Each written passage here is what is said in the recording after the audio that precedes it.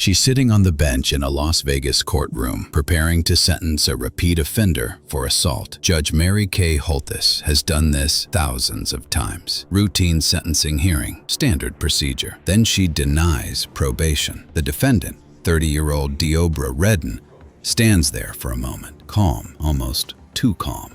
Then, in one explosive second, he launches himself over the bench like a missile. His fists connect with her face. She crashes backward into the wall. The courtroom erupts into chaos. Bailiffs rush in, screaming, blood. A judge fighting for her life in her own courtroom. This is the moment a routine sentencing turned into one of the most violent courtroom attacks ever caught on camera. And the video went viral worldwide within hours. Hey, get off her! Get off her! Oh, man. You're good, stop. Don't do this. January 3rd, 2024. Regional Justice Center, Las Vegas, Nevada. Deobra Redden is standing before Judge Mary Kay Holthus for sentencing. He's 30 years old, with a criminal record that reads like a career manual for bad decisions. This isn't his first rodeo, not even close. Redden has 3 felony convictions already: domestic violence, battery, assault. He's been in and out of the system since he was a teenager. Probation violations, missed court dates, restraining order violations. In April 2023, he committed another violent crime. He got into an altercation with someone and beat them badly enough to cause substantial bodily harm. Okay, I have a few Attempted battery with substantial bodily harm, a serious felony. He was arrested, charged, and released on bail pending trial. He pleaded guilty in November 2023, hoping for a lenient sentence. Now, 2 months later, it's sentencing day. Redden shows up in street clothes, not jail attire. He's been out on bail this whole time.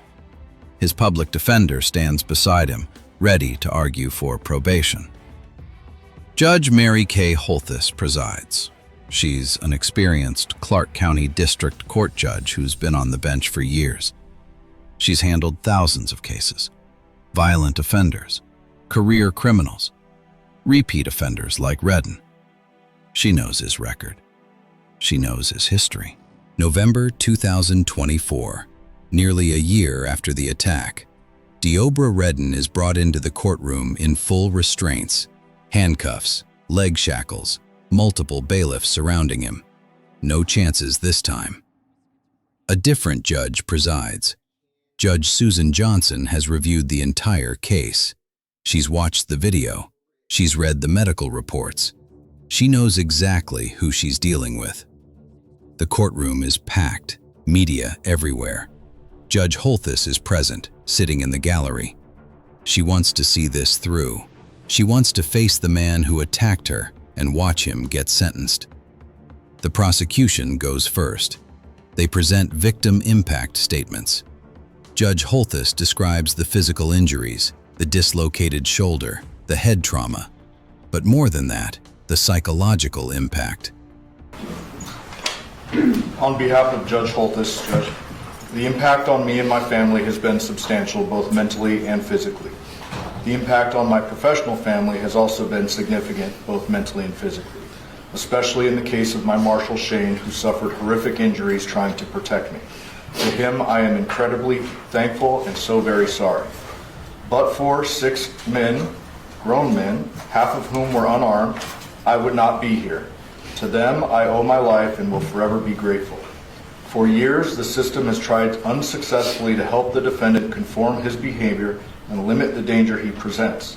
Instead, his behavior has escalated to this: trying to kill me as I sat, just doing my job, in a courtroom surrounded by guards and court personnel.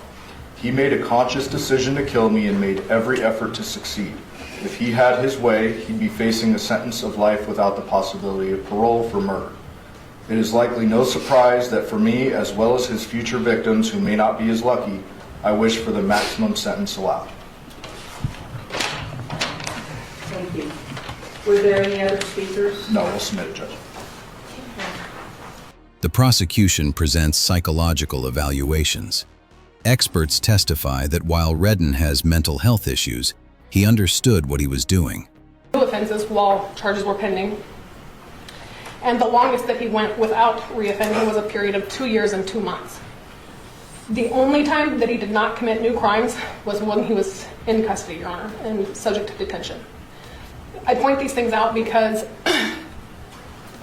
it is obvious from his demonstrated failure at supervision that probation is completely inappropriate for someone like Mr. Redden, and he should be detained for as long as possible, because the only time that the community is safe is when he's in custody. Additionally, as the court is aware, you were provided 2 expert reports, one from Dr. Rowley and one from Dr. Paglini. Both doctors found that he was not suffering from any sort of delusional disorder at the time that he committed the crimes in this case. Dr. Rowley noted that he has problematic insight and judgment, but noted that those issues relate to personality issues and not his mental illness. And in Dr. Paglini's report at the bottom of page 17, he noted that he has no insight or self-awareness pertaining to his violent history. On page 26, page 34, he noted that Mr. Redden's impaired judgment is based on personality dynamics and not psychosis. So Mr. Redden was perfectly aware of what was going on at the time he committed the crimes in this case. He made a choice. "I'm not going to prison," he said. Then he acted on that choice with violence. The defense tries to mitigate. They bring in their own experts who testify about schizophrenia, bipolar disorder, impulse control disorders. They argue Redden needs treatment, not decades in prison. Judge Johnson reviews the sentencing guidelines. I am not going to run any sentence that I impose today concurrent with that issued by Judge Holthus. In my view, you committed separate crimes, and that results in separate sentences. So it's not going to run concurrent to what she has previously She looks at issued Redden. as far as the He's sentence. quiet now, subdued. The restraints and year in jail have worn him down. Your Honor, I'll let Mr. Redden speak first. He wants to address the court. Mr. Redden, do you have anything to say before I impose sentence?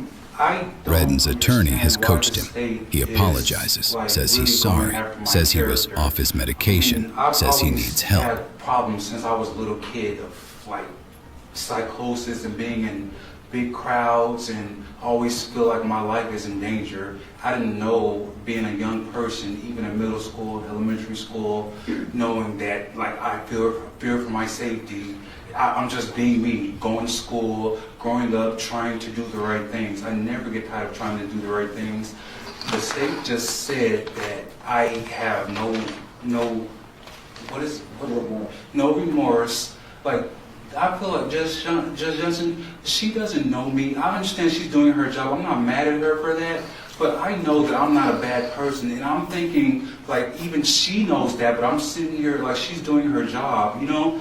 And I believe that you all know that I'm not a bad person. I'm not an evil person. When I came to court on January 3rd, 2024, I was listening to music. I was in a good mood. I had a stable place to stay. I was trying to get a job. I did not catch any new charges. I'm not a bad person. I don't understand why the state is trying to prove me as a bad person. I understand they have a job to do, but this is just, it's not right to me, you know? I'm not an evil guy, and I just keep going after me. I see spirits, I hear voices. I've been going through this for over a decade now, really since 2012, you know? And I just feel attacked or just not safe since I was a little kid. And me growing up, I didn't know that I had these problems. In 2022, I came to prison for the first time. I accepted responsibility for my actions when I did what I did. I committed a crime in 2020 of December. It was 4 years ago. I paid my debt to society. I got out thinking I'm going to get work. I was really sick and ill. I was very malnourished. I don't complain about things. I don't point the blame when people have done me wrong. I still treat everybody right. And the state just stated that I have no remorse, and they feel like I'm a bad person. I just don't understand why are they coming after me like this. But I understand they have a job to do. When I came to court, I know for a fact, Judge Johnson, I met Judge Holthus in 2023 of October, and you know what she told me when she revoked my probation? She said, Mr. Redden, I hope you get the help you truly need. I said, thank you so much, and I meant it. I know for a fact I'm not an evil person. I think all of you guys know that, you know? But I'm not going to use stuff like me being on camera for my actions, you know? But I know for a fact that I cared about Judge Mary Kay Holthus' well-being. When I left my house that day at 8 Rose Circle, I left my keys to my apartment, to my family, you know? And I got in the car and I came to court doing the right thing. I gave up everything, like, in case I don't get probation. I was like, well, at least I know I tried. And I'm sitting here talking to Judge Holthus, Ms. Johnson, and I swear I started hearing voices in 2012, really in 2014. I'm gonna make a long story short, but I just want to get the facts out because I don't want the state. I understand they have a job to do, but I'm not a bad person. I'm not an evil guy. But I came to court and I'm in a good mood. I'm listening to music on my phone. I'm like, oh, whatever. I remember I about to hug my mom, my foster mother, who raised me since I was 11 years old. I hugged her, like, just in case if I don't get brushed. You could see it in the videotape yourself. I was in a good mood. I don't want to be known as a person who has mental illness because those people get attacked. I've heard so many people who have mental illness commit suicide and kill themselves and commit things that they really don't mean. I hope I don't have mental illness. I try not to have mental illness, you know.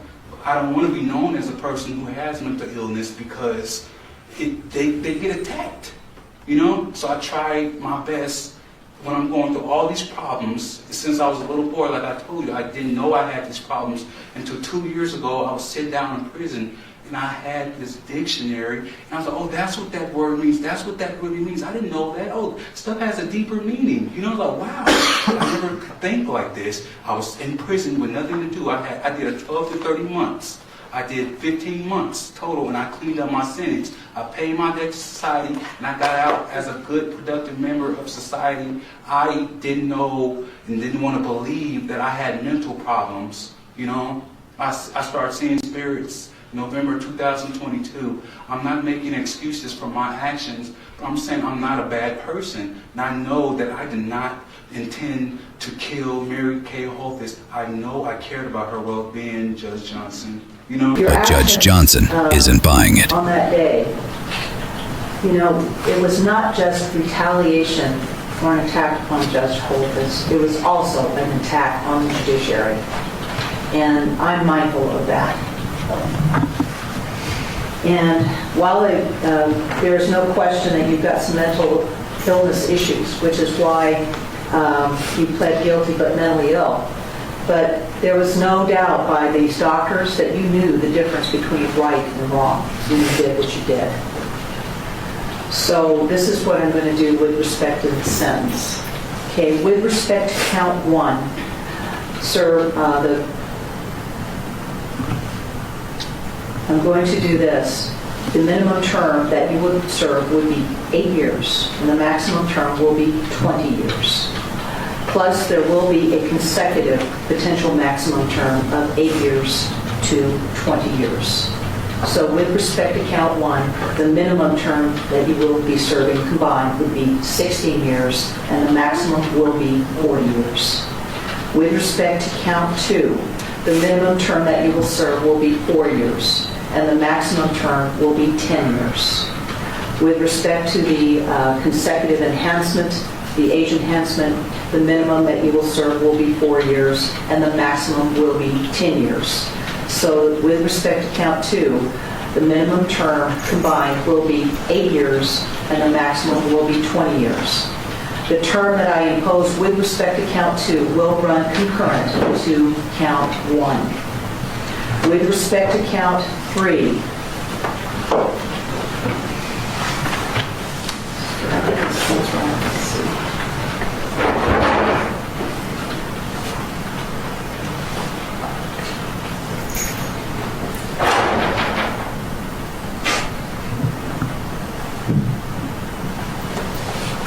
The minimum term that you will serve will be 2 years. The maximum term will be 5 years. That term will run consecutive to count 1. With respect to count 4,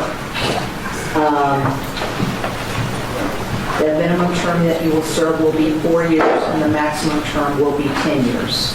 That also will run consecutive to counts 3 and counts 1. With respects to counts 6 and 7, sir, the minimum term in both of those counts will be 4 years. The maximum term will be 10 years. However, those will run concurrent to each other, right? So I'm not following what your attorney has suggested. I am following what the state has suggested. Did I catch them all? I believe you skipped 5. With 5? Correct. Sorry about that. The sentence with respect to count 5 will be a minimum term of 2 years, and the maximum will be 5 years. That will run consecutive to count 4. And then counts 6 and 7 are concurrent to each other, or concurrent to... And consecutive to, well, wait a minute. That was, count 6 was with respect to Officer Redden, right? Officer Boo. You're on Officer Officer Boo. That will run consecutive to counts, the other counts. Consecutive, not concurrent. Total sentence, 26 to 65 years in the Nevada Department of Corrections. You will not be eligible for parole for at least 26 years. Redden is 30 years old. He won't be eligible for release until he's at least 56. This is Courtroom Verdict, where we break down the cases that shocked the nation.